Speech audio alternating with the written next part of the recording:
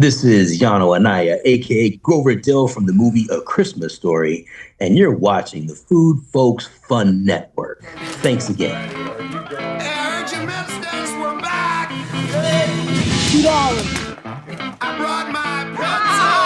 Dill! This is crummy little toady. He's rotten. His lips curl over his tongue.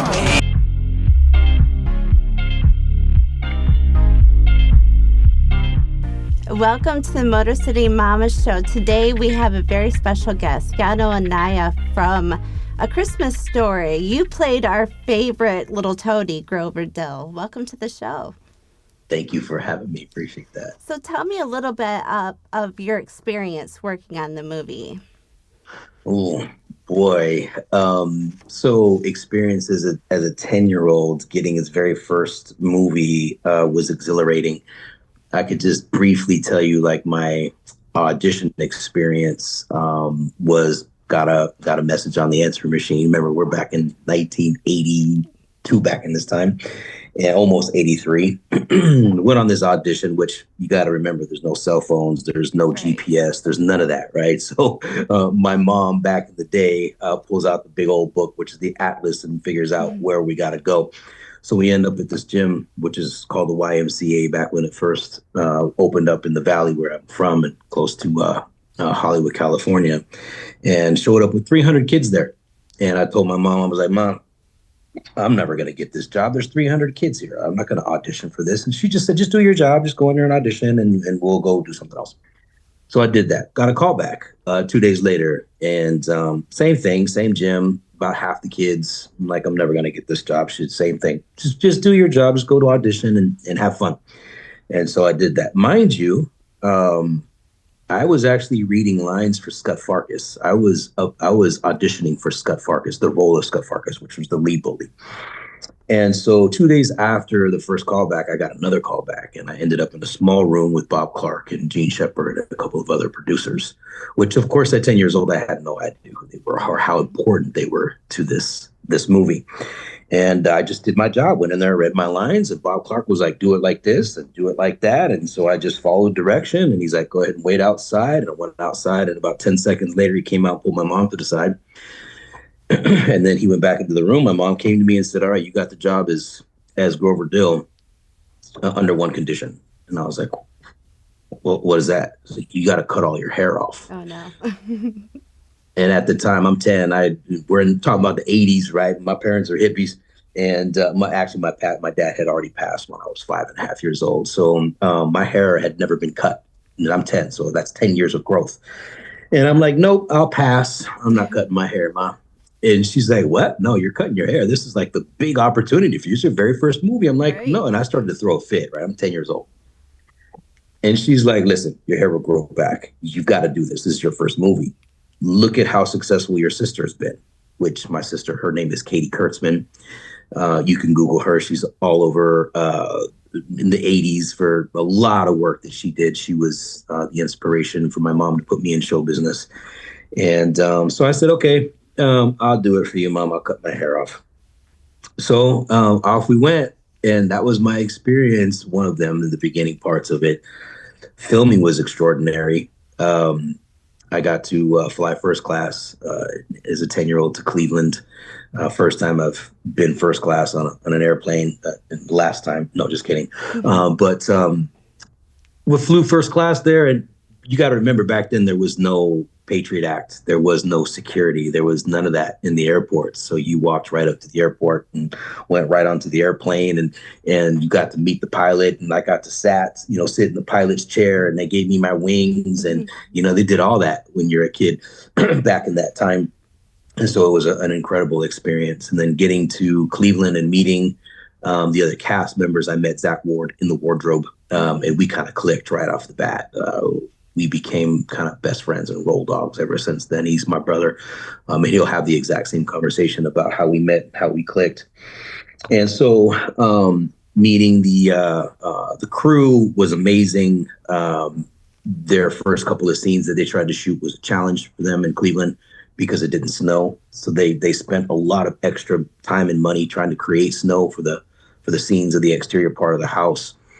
And because it didn't snow, and after spending hundreds of thousands of dollars on soap and potato spuds and sprayed it all over the trees and all over the house, they moved the entire crew to Toronto, and they built the house inside of a studio, and all of the other scenes are basically filmed inside the house, inside the studio, and then we have the locations of the back alleys, mind you, 10 years old, the whole cast, the whole crew out there, and it's 20, 30 below Oh, in wow. Toronto.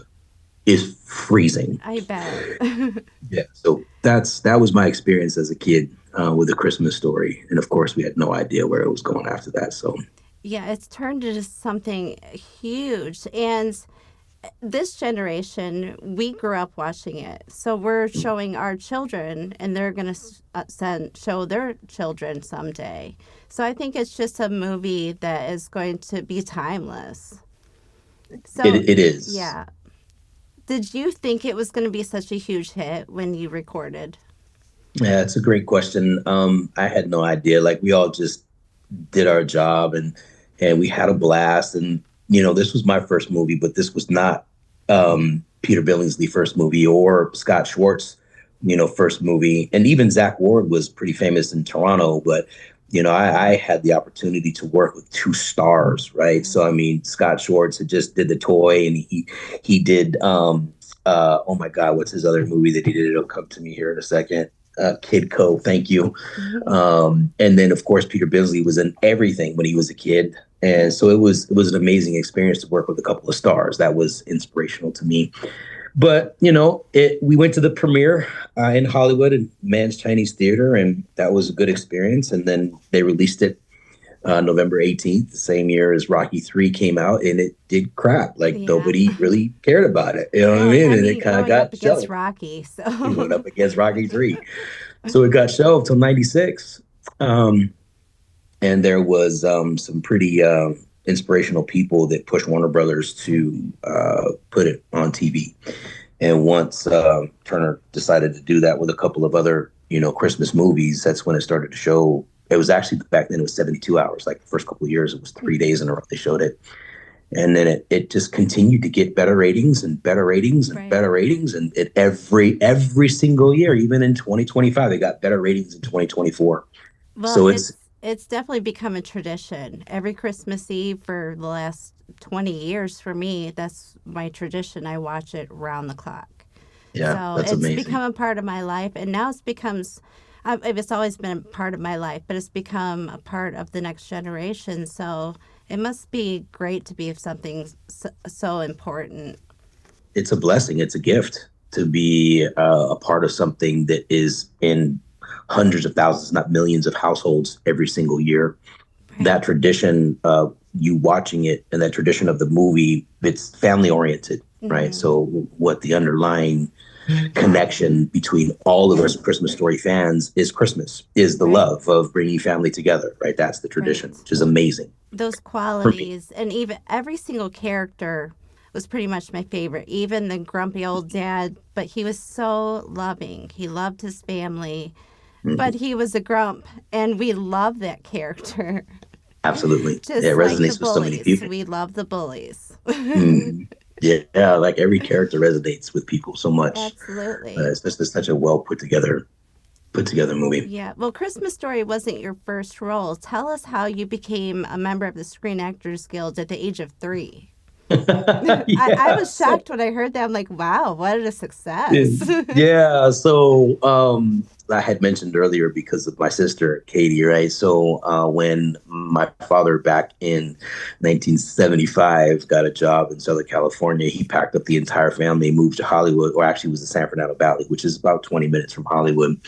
And my sister had already, so let me just give you, I'm from a blended family. I'm the only child from my mother and my father. My father has 2 daughters and a son from a prior marriage, and my mom has 2 daughters from a prior marriage. So I've got 4 sisters and 1 brother. My youngest sister on my mom's side is Katie Kurtzman. So when we moved to Hollywood, she was all over my mom about, I want to be a star. I'm in Hollywood and I want to be an actress. And so it took a while for my mom to get bearings and buy a house and do all this. And then when it happened, she got a manager, got some headshots, and her very first audition she booked. And when she booked her first movie, she actually made more money off of one movie than my mom made an entire annual salary of being a registered dietitian at the local VA. And so my mom quit her job and said, I'm doing this full time with my daughter. I'm going to be her guardian. I got to take care of her, right? To make sure she's doing her school during the time of working and getting back and forth to the jobs.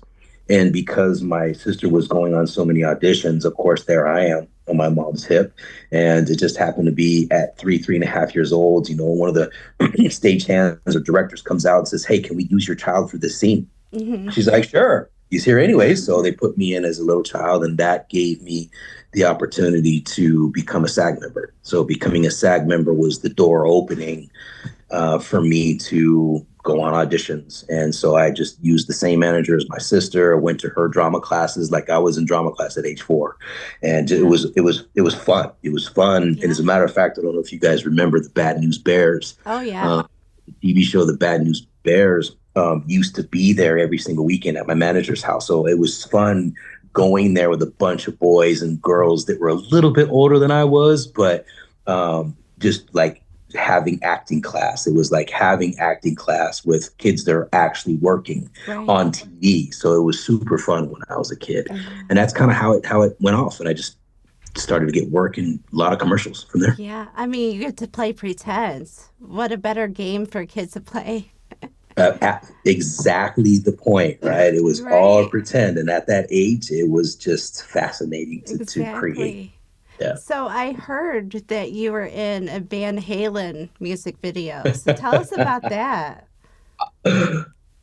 Yeah, that I was 13, almost 14 years old. Wow. And I came home from school one day. And of course, because it was a big part of my life, I always used to just run home and run to the answering machine to see if I got any more auditions. And so I got home one day and pressed play on the answer machine, and my manager says, hey, you got an audition for Michael Anthony Jr. for a Hot for Teacher video for 1984, Van Halen. And I was like, oh my God. It blew my mind, because me, 13 years old in the 80s in the San Fernando Valley, knowing that Van Halen's right there from Pasadena, it was mind blowing. Like literally, they were my favorite band on the planet at that time. And so I had already known, I'm trying out for Michael Anthony Jr. I mean, I'm going to book this. That's my role. You had the hair, so. Exactly. And so I went on the audition and I booked the role just from that audition. Awesome. And so kind of give you a quick synopsis of that experience. Working 4 days with Van Halen was probably one of the most epic experiences I had as a teenager of any teenager's life. Yeah. So I knocked on the trailer door. We got there at 10 o'clock in the morning, and I knocked on the trailer door, and Alex Van Halen answered the door, and he was like, what do you want, kid? And I was like, I'm Michael Anthony Jr. We're going to be working together. I'd love to come in and hang out, meet everybody. He was like, oh, okay. So he let me in, and the first thing, what Alex did, and Alex, remember, they were in their 20s back then, so life was a blast for them. And he said, all right, do me a favor and go back to the ice chest and grab a couple of beers.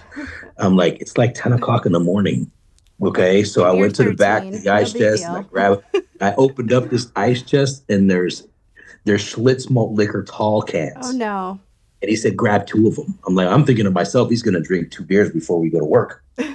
No, that wasn't his thought process. His thought process was, I'm going to take this 13-year-old and I'm going to bet him $100 that I can shotgun this beer faster than he can. So, so here I am at 10 o'clock in the morning, 13 years old with Alex Van Halen drinking beer on set, getting ready to go to work. What a story. Now, so I'll keep that. Yeah, that was fun. It was a blast. That's great. Wow. So you also played the paperboy in Better Off Dead.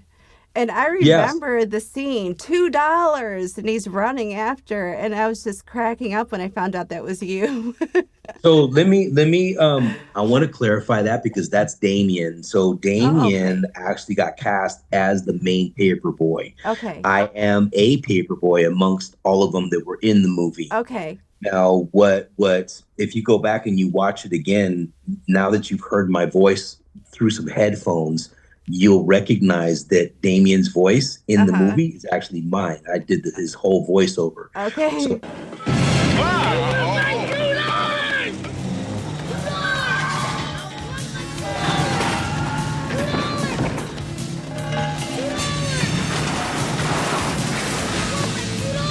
after we filmed Better Off Dead, I got a call like 3 weeks later and said, "Hey, we want you to come down and do some VDR." And I was like, "All right, cool." So I went down because I thought they just wanted me to do voiceovers for what the line that I had in the movie, but Uh-huh. they wanted me to do every single line that the paperboy actually had because they liked my voice better than his. Oh, that's great. I want my $2! Oh my God.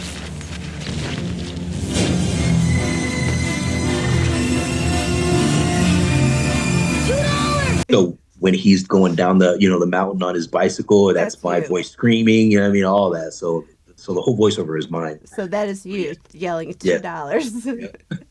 It is. That Okay, is. so I was right, just a smidge. Okay, I do have a few viewer questions. Sure. How did the cast get along? You kind of mentioned a little bit in the beginning, but how did everyone get along? Everyone got along very well. Um, Bob Clark was trying to be pretty strategic on keeping the bullies separate from the rest of the boys, who was Shorts, Flick, Ralphie, and Randy. Um, and then there was me and Zach, but we were staying in the same hotel, and like our parents would go to dinner with each other, so we were hanging out off set, which was awesome because me, I'm fanboying, like I'm starstruck. I'm working with Peter Billingsley and I'm working with Scott Schwartz, and now this newfound friend brother that I had made, Zach Ward, was just an amazing time. Randy was a little too young; he was like 8, even though I'm like 10. I'm 10 years old, thinking I'm too old But for this he is 8-year-old. he is But like he a was, little but brother. he was just too young. Like his mom was very protective of him, right? Right. And so we us boys hung out and had a blast. And me, Peter, and Zach went to Niagara Falls and hung out. And but when it came to work time on set, we stayed apart because we wanted to give Bob what he wanted. You know what I mean? That was that authenticity. So The bullies versus the good kids. yes, exactly. Yeah, keep that real. Right. So, are you still friends with the cast? I am. Yeah, we talk very often. As a matter of fact, at least once or twice a month. Well, I Yeah, was and in 2022. HBO Max released a film, The Christmas Story, Christmas, yes. and it reunited the entire cast, and I got to meet everyone in Cleveland. And it was great to see everyone together, and I can tell that there is a family there.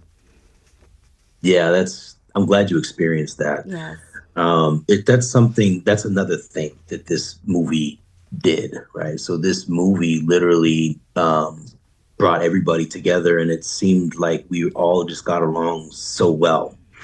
But typically me, Zach, Scotty Schwartz, Zach Ward, Scotty Schwartz, and Ian Petrella, us four, we have been doing conventions for fans for 20 years. You know what I mean? So every year we go out and we just be there for the fans and have fun. And as you know now, I've got, a Facebook group that's got 112,000 fans in it, that I'm the only one that really participates a lot with that. And it's there for the fans. It's just, just I to love continue that the group. nostalgia.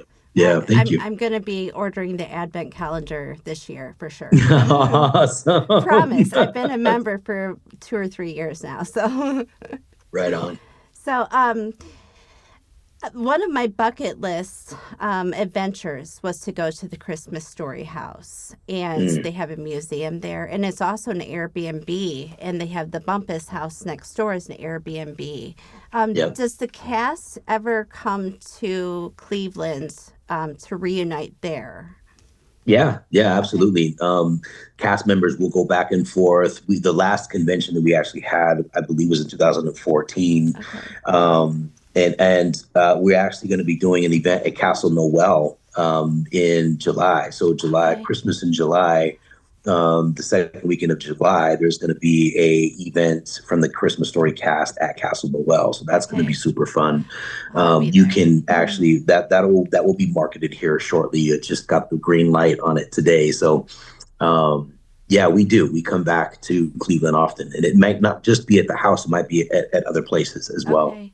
I have seen, I saw Scott Schwartz last month in Pittsburgh, Steel City Con. We were there Right to on. meet the cast of Happy Days. So it was Yes. nice just to see him, run into him. Yeah, So that's it's cool. nice Yeah, to see Scott's that all you over the all place. still go to the cons to meet your fans. hmm What is hmm it like to hear how this movie has affected so many people? It's a gift. Again, it is something that I never thought was going to happen for me in my life to hear and listen to all of the testimonials and all of the stories from the fans, because I've literally heard thousands of them now over the course of the years. And it's very touching. It's very emotionally pulling. And it gives me an opportunity, right? So if you look at how this movie has impacted America, if you take a cast member that actually does things for them in return for them watching this movie, it becomes a different thing for them, right? So Right. if you can actually get access to the cast and get closer to them and understand their story and then reciprocate that, it Mm-hmm. just takes the level of this nostalgia to a whole other level. Oh, I bet. So it's an amazing gift to be able to have a different and more of an impact into those fans' lives instead of just from the movie, Right. right? So it's awesome. It's a Because great when you experience. film a movie, you walk away, you don't know what an effect it has on someone. So Correct. you don't know that. Me personally, I watch it 5 times every year. You don't know that. And I that's just know. me. That there are Right? millions of people Yeah. around the world that do the same exact thing every Christmas Yes. Eve. Yes. So tell us about the fan platform that you have on Facebook. I know that your goal is to have 1 million followers. So tell us Yeah. what Yeah. your platform does. Yeah, so the Facebook group is a free platform. Anybody can join. Of course, in my history of managing social media, you have to be very careful about spammers and Mm-hmm. scammers. And so we do have kind of like a scavenger hunt process with a secret password that's revealed to you after you do a couple of different things. Those fans who are truly like loving fans, they will go through that process. But other Right. people, we want to weed out those who are not really serious about the movie, right? So Mm-hmm. the platform is a place that's safe because, again, we've weeded out all of the scammers and spammers.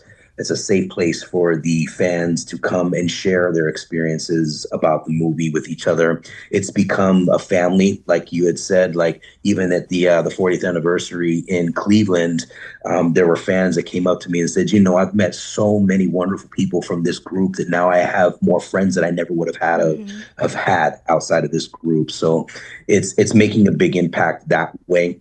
Mm-hmm. And of course, my mission is to help keep this movie alive for generations to come, Mm-hmm. right? So the more awareness that we can create for all of the fans to know that there is actually a free Facebook group they can go to and join and share, and then continue to share and share and share, this is only going to allow that to stay in the digital platform forever, right? The digital footprint. Absolutely. So it is one of my missions in life to be able to take that population and offer them different things to do and have fun. And I have an e-commerce store. It's shopacsf.com, where there's leg lamps and there's hoodies and there's t-shirts and there's all kinds of e-commerce stuff that fans can purchase.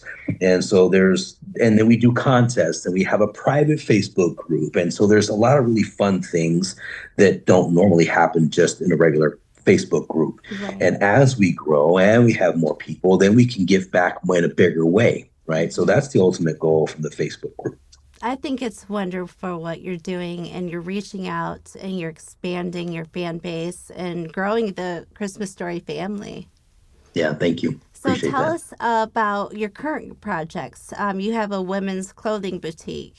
I do. Tell Yeah. us So I about partnered that. up with my girlfriend and it's LuLaRoe. So LuLaRoe is a line that's been around for a long time. They have a very diverse set of fashion for any body type when it comes to women. It's actually really affordable clothing that's beautiful. It's well put together. The materials are very awesome. And so she's been doing it for 8 years and she's very successful at it. And I'm like, hey, you know what? I might as well just add that and spend time with her and have You fun know, why and not? sell to the community, right? So it's just another way to give back and help Right. women increase their self-confidence, because you already know when you get your hair done and you get some new clothes on, you feel like $1,000,000, right? Yep, And especially if so it's stretchy. right, so that's one business. Yes. Another business which I have been in for 25 years, which is health and fitness. Fitness has been a lifestyle of mine, like going to the gym is every day, like putting deodorant on, you know what I mean? It's got to happen in my Hmm. life. So part of that is I used to be a gym owner. I taught exercise science and human nutrition and molecular biology to adults for 8 years of my life, didactically. So when it comes to health and wellness, I have a lot of free information that I give away. I don't coach in that realm anymore, so I don't charge the money that I used to charge for that. I typically take those who want to learn about health and wellness and I give them free education. And I recommend, certain foods or way to eat or exercise programs. Like I kind of just give that stuff away. I don't monetize that anymore. There is a company that I also work with, which I do. It's an all fermented food based product out of Japan. And that's one thing that, I would highly recommend for people to get into their bodies. But, Right. again, people have to be ready to make those changes in their life. Right. So that's another avenue of my life. And then the last one is I work with a group of very spiritual men who are putting together I would say, a business model that's going to help raise money for huge missions, and that's to help increase the quality of humanity with whether it be bringing food to a country or water or power. So this is another avenue that I'm going to be going forwards, and that's going to be probably working a lot more with charities as well. Oh, wow. Sounds like you're busy. You've I got a lot of am, great things going yes, on. and I got a dog, Will that keep you busy? and I got Yeah. kids, right? And Yeah, so there you life go. life is life is delicious right now, and I'm just enjoying every moment while I can. You know what I mean? Well, thank you so much for coming on the show. I really Yeah. enjoyed talking with you, and I think I'm going to come to Cleveland at the end of July. Awesome. Yep, see Yeah, everybody. I also might be coming to Cleveland in the end of July. I just got Okay. another opportunity to do a fundraiser for autism, so Okay. that also might be happening in July. And if I do get out there at the same time, I'll hit you up. Maybe we'll meet with the owner and go have a bite to eat or something like That that. sounds great. Yeah, I wanted to, before we jump off, I wanted to say for those Christmas Story fans that are watching this and also from the Food Network, right? This is something that I'm honored to be a part of. So thank you for tuning in. Thank you for watching the movie. Thank you for supporting their business here, which is the Food Folks Fun Network, right? And so I just really appreciate you guys taking the time. If this is something that you want to be a part of, a Christmas Story family, just go to Facebook, just search the Christmas Story family. It'll pop up. Just ask to join. If you are a woman or if you are a man that loves to purchase clothes for your wife or your girlfriend, check us out at yanosLularO.com and then shop ACSF.com. If you would love collectibles from the cast, we got autographs, we got autograph bundles, we do leg lamps, we do, NECA products, we've got hoodies. Like there's everything ACS that you can think of that we have. So if you want to support the cast that way, awesome. If you want to support the network, you guys know what to do. So thank you for having me. I appreciate it. Thank you. Thank you for tuning in to the Motor City Mama Show on the Food Folks Fun Network.